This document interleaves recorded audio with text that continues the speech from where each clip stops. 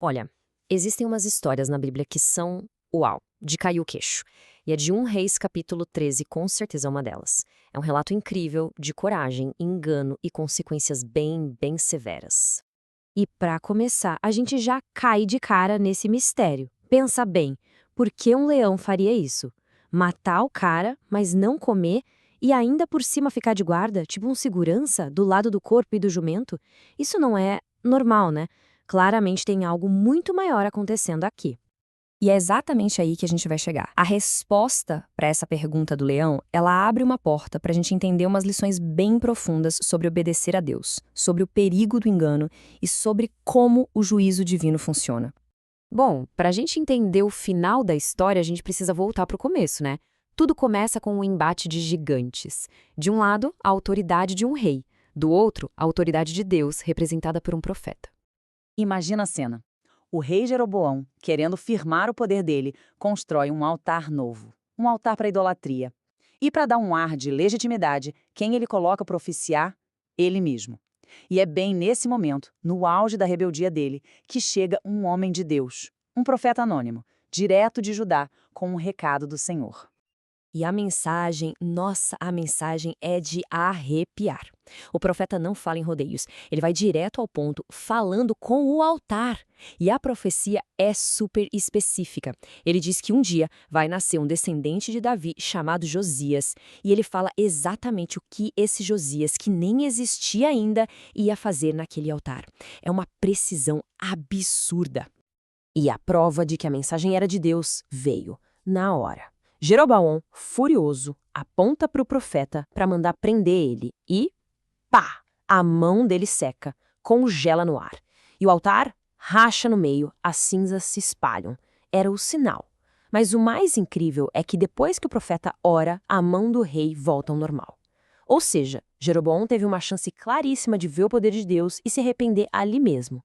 O profeta foi corajoso, cumpriu a missão. Só que a missão não era só entregar o recado. Deus deu para ele um manual de instruções bem claro de como ele devia se comportar. E as regras eram super diretas. 3 nãos. Primeiro, não coma pão nesse lugar. Segundo, não beba água. E terceiro, não volte pelo mesmo caminho. Por quê? Porque se ele aceitasse qualquer tipo de hospitalidade ali, em Betel, seria como se ele estivesse dando um joinha para a idolatria do rei e anular toda a força da mensagem de condenação que ele tinha acabado de entregar. E no começo, o profeta é um exemplo. Ele recusa a grana, a comida, tudo que o rei oferece. Ele se mantém firme na palavra de Deus e pega um caminho diferente para voltar para casa. Até aqui, tudo perfeito, mas a gente sabe que a história não acaba assim. É aqui que a coisa vira. O perigo real não estava no palácio do rei. Veio de um lugar que ninguém esperava.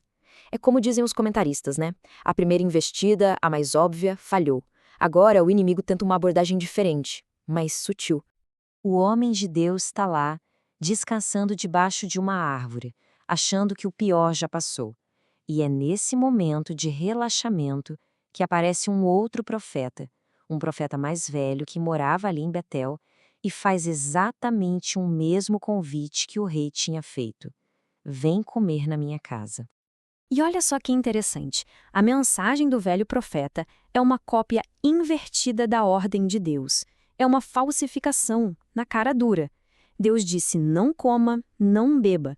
O velho profeta chega e diz, um anjo me disse para você vir comer e beber. É uma contradição total. O profeta de Judá já tinha a palavra final de Deus. Ele não precisava de uma atualização. E aqui está o verso-chave, a frase que muda tudo. Porém, mentiu-lhe. Simples assim. Uma mentira. Muitos estudiosos comparam essa cena com a da serpente no Éden. Deus deu uma ordem clara. E a serpente chegou e disse, foi isso mesmo que Deus disse? Ah, não vai dar nada. É o mesmo roteiro de engano. E o profeta de Judá caiu na mentira. Ele voltou, comeu, bebeu, e a consequência por ter confiado mais na palavra de um homem do que na palavra direta de Deus foi imediata. E foi terrível. E a ironia é pesada.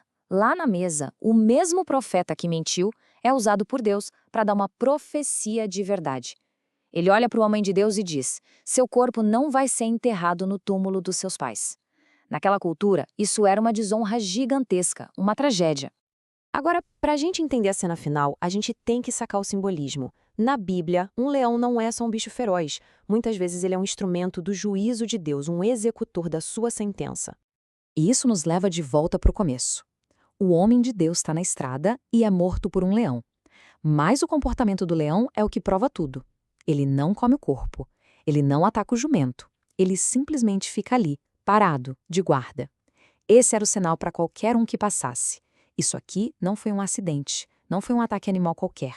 Foi um ato de Deus. Beleza. História trágica, cena bizarra, mas e aí? O que a gente aprende com tudo isso?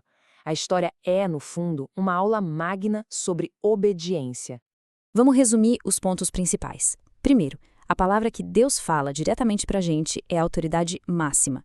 Não importa se outra pessoa chega com uma mensagem que parece espiritual. Se contradiz o que Deus já disse, está errado. Segundo, a desobediência traz consequências sérias, mesmo quando a gente é enganado. Terceiro, a morte daquele profeta foi um aviso público, um outdoor para Israel inteira, mostrando onde o caminho da rebeldia termina. E o mais triste de tudo, o rei Jeroboão viu tudo isso de camarote, a mão seca, o altar rachado, o profeta morto, e mesmo assim não se arrependeu. E essa comparação aqui fecha com chave de ouro. A gente tem 2 profetas e 2 encontros com leões. O de 1 Reis 13, desobedeceu a uma ordem clara de Deus e foi julgado por um leão. O outro, Daniel, obedeceu a Deus mesmo quando um rei o proibiu e foi protegido dos leões. O que fez a diferença? Obediência. E a história toda deixa essa pergunta no ar para a gente pensar, né? Quando aparece uma mensagem que soa espiritual, que parece vir de Deus, mas bate de frente com uma verdade que a gente já conhece. Em qual voz a gente vai confiar? A lição de 1 Reis 13 é um convite para a gente ter discernimento e para colocar a palavra de Deus acima de qualquer outra.